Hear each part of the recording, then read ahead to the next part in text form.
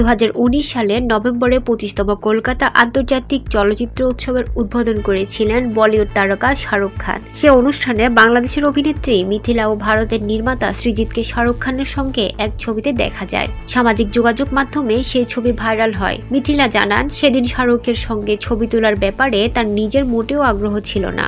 অনুষ্ঠানে পূর্ণিমা বলেন, শাহরুখ খানকে দেখলে তো অজ্ঞান হয়ে যেতাম। শাহরুখ খানকে দেখার অনুভূতি জানতে চাইলে মিথিলা বলেন, আমি ছোটবেলা থেকে স্টারদের দেখলে স্বাভাবিকভাবেই নিতাম। আমি কাউকে দেখে অজ্ঞান হয়ে যায় না।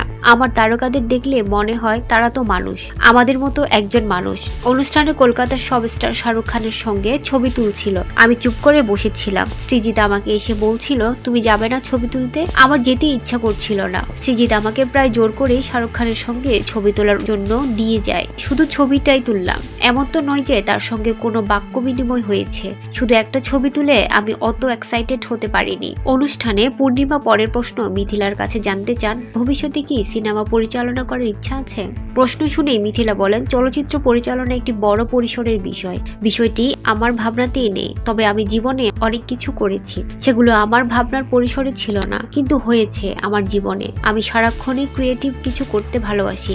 এই প্রসেস আমার ভালো লাগে। বলা যায় না কোন দিন কি করে ফেলি। পরিচালনা করার মতো অঘটনও ঘটে যেতে পারে, সেজন্য আমি একেবারে উড়িয়ে দিচ্ছি না। বিশ্ব দরবারে মিথিলা বাংলাদেশকে তুলে ধরেছেন 2011 সাল থেকে। মিথিলা বলেন, যেদিন থেকে আমি ব্রেকে জয়েন করি সে থেকে আমি আফ্রিকার বিভিন্ন দেশে বাংলাদেশকে তুলে ধরেছি কাজের মাধ্যমে। অভিনয় সূত্রে কিছুদিন আগে থেকে দেশকে বিশ্ব দরবারে তুলে ধরতে পারছি, তবে সেটা এখনো মুক্তি পায়নি। সামনে নিজের কাজের মাধ্যমে দেশকে যেন বিশ্ব দরবারে তুলে ধরতে পারি, সেটাই আমার চাওয়া।